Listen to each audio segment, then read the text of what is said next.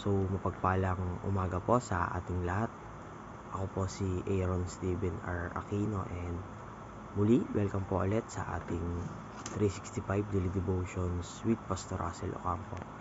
So, ngayong umaga po is ipagpapatuloy natin ang ating talakayan para sa ating weekly series na may pamagat na 7 Postures of Praying. And yung topic naman po na pag-aaralan natin ngayong umaga is may title na Praying with Expectation. Meaning to say is kapag nagpe-pray tayo kay God is nag-e-expect tayo ng something or nag-e-expect tayo na syempre na didinggin niya yung ating mga panalangin. And para naman po sa ating scripture for today na matatagpuan sa Matthew chapter 7 verse 7 and 8, sabi po dito, Ask and it will be given to you. Seek and you will find. Knock and the door will be open to you. For everyone who asks receives. The one who seeks finds, and to the one who knocks, the door will be open. Or sa Tagalog naman po, humingi kayo at kayo'y bibigyan. Humanap kayo at kayo'y makakatagpo. Kumatok kayo at kayo'y pagbubuksan.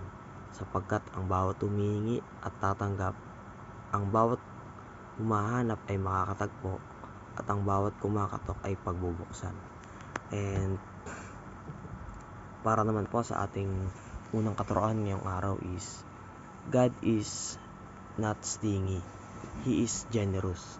So yung Diyos po ay hindi kuripot or kumbaga hindi niya ipagkakait yung mga bagay sa atin.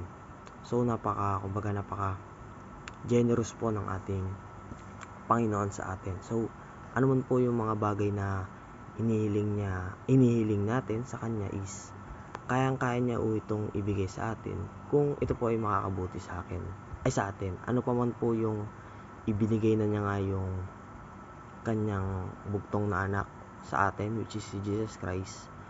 Ano pa man yung, kumbaga, wala na tayong bagay pa na hingin na hindi niya kayang ibigay. Kasi nga, yung anak nga niya nga na si Jesus Christ na ibigay niya sa atin. And pangalawa naman is, God is pleased with an expectant heart. So, yung Diyos po is natutuwa dun sa mga taong, kumbaga kapag nagpe-pray is nag-e-expect na sasagutin sila ni God. At totoo naman po yun. Kung nagpe-pray po kasi tayo and then parang nag-pray lang tayo at hindi natin ine-expect na sasagutin tayo ni God, so parang ang baba po ng faith natin nun. And lastly po sa ating katuroan ngayong araw is God has promised that He will answer. So, yung Diyos po ay may pangako sa atin na kung tayo po ay nanalangin, syempre po, didinggin niya yun yung mga panalangin natin. And para naman po sa ating application ngayong araw, first is pray because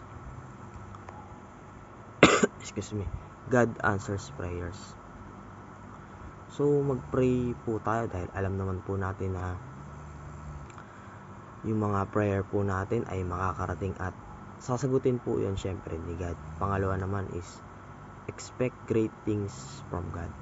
So, kapag po tayo nagdadasal, syempre ine-expect natin na mayroong gagawing maganda yung Diyos sa ating buhay. Although minsan, kapag may mga prayers tayo and meron siyang mangyayari may delay or minsan hindi iniisip natin hindi nasasagot ni God yan, it's because hindi siya ibinibigay ni God sa atin yung kung ano man yung inihiling natin. Siguro dahil hindi yun makakabuti sa atin or may mas maganda pang plano yung Diyos para sa atin. And lastly po sa ating application ngayong araw is trust God's wisdom and sovereignty. So, magtiwala lamang po tayo sa kakayahan ng ating Diyos kasi nga siya ay God of all knowing, kumbaga alam niya lahat ng bagay at may authority siya sa lahat ng bagay. Kumbaga siya yung nagko-control sa ating buhay at syempre may maganda siyang plano sa ating buhay.